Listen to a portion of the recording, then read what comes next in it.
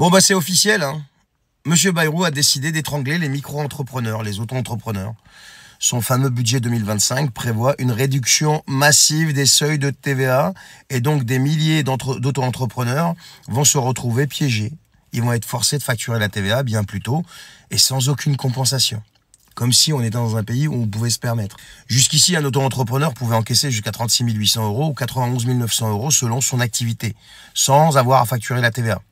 Et avec cette fameuse réforme, eh bien, ce plafond va s'effondre à 25 000 € avec un seuil majoré à 27 500 €.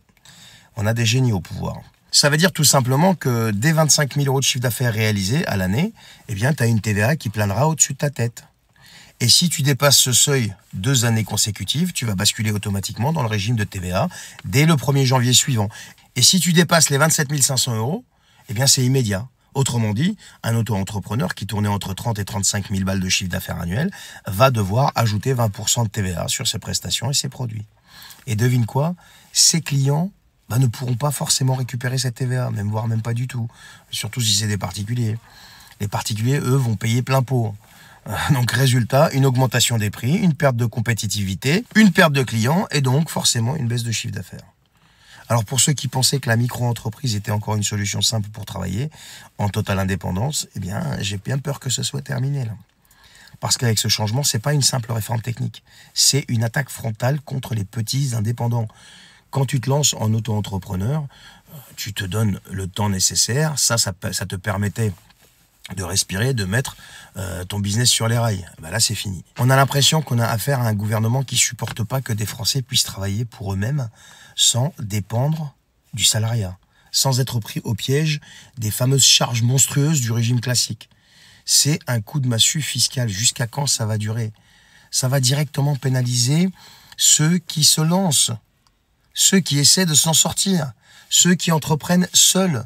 Et pendant ce temps, le gouvernement, lui, qu'est-ce qu'il fait? Il continue de plomber aussi les grandes entreprises avec des taxes complètement absurdes. Et il continue aussi de faire exploser le déficit public. Ouais. La question est simple. Jusqu'à quand on va continuer d'accepter ce genre de choses? Mais on est mené à l'abattoir sans broncher, les gars. On est mené à l'abattoir sans broncher. Et t'as des partis politiques qui te disent « Oui, non, votez la censure. Ça va nous plonger dans une instabilité ou je sais pas quoi. » Mais dégagez-moi ça. Et là, je vous ai pas parlé de tout le budget. J'ai une vidéo plus longue qui va détailler tout le budget. Enfin, on va faire 8-10 minutes.